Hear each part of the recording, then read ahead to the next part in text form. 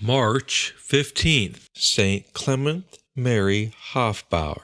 Saint Clement Mary might be called the second founder of the Redemptorists, as it was he who carried the congregation of Saint Alphonsus Liguori to the people north of the Alps.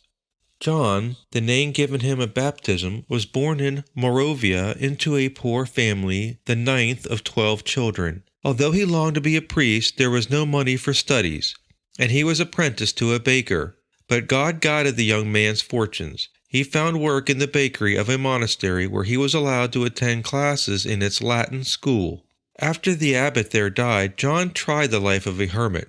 But when Emperor Joseph II abolished hermitages, John again returned to Vienna and to baking. One day, after serving Mass at the Cathedral of St. Stephen, he called a carriage for 2 ladies waiting there in the rain.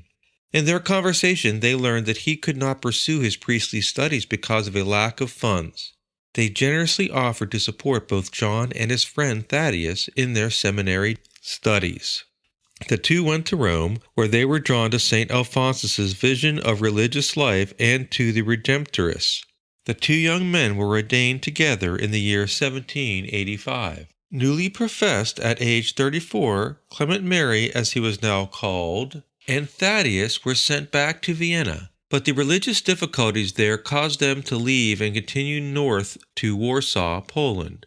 There they encountered numerous German-speaking Catholics who had been left priestless by the suppression of the Jesuits. At first they had to live in great poverty and preach outdoor sermons. Eventually they were given the Church of St. Benno, and the next 9 years they preached 5 sermons a day, 2 in German and 3 in Polish, converting many to the faith. They were active in social work among the poor, founding an orphanage and then a school for boys. Drawing candidates to the congregation, they were able to send missionaries to Poland, Germany, and Switzerland. All these foundations eventually had to be abandoned because of the political and religious tensions of the times. After 20 years of difficult work, Clement Mary himself was imprisoned and expelled from the country. Only after another arrest was he able to reach Vienna, where he was to live and work the final 12 years of his life. He quickly became the Apostle of Vienna, hearing the confessions of the rich and the poor, visiting the sick, acting as counselor to the powerful,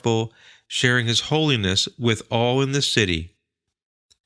His crowning work was the establishment of a Catholic college in his beloved city. Persecution followed Clement Mary, and there were those in authority who were able for a while to stop him from preaching. An attempt was made at the highest levels to have him banished, but his holiness and fame protected him and prompted the growth of the Redemptorists. Due to his efforts, the congregation was firmly established north of the Alps by the time of his death in the year 1820. Clement Mary Hofbauer was canonized in the year 1909. His liturgical feast is celebrated on March 15th. Clement Mary saw his life's work meet with disaster.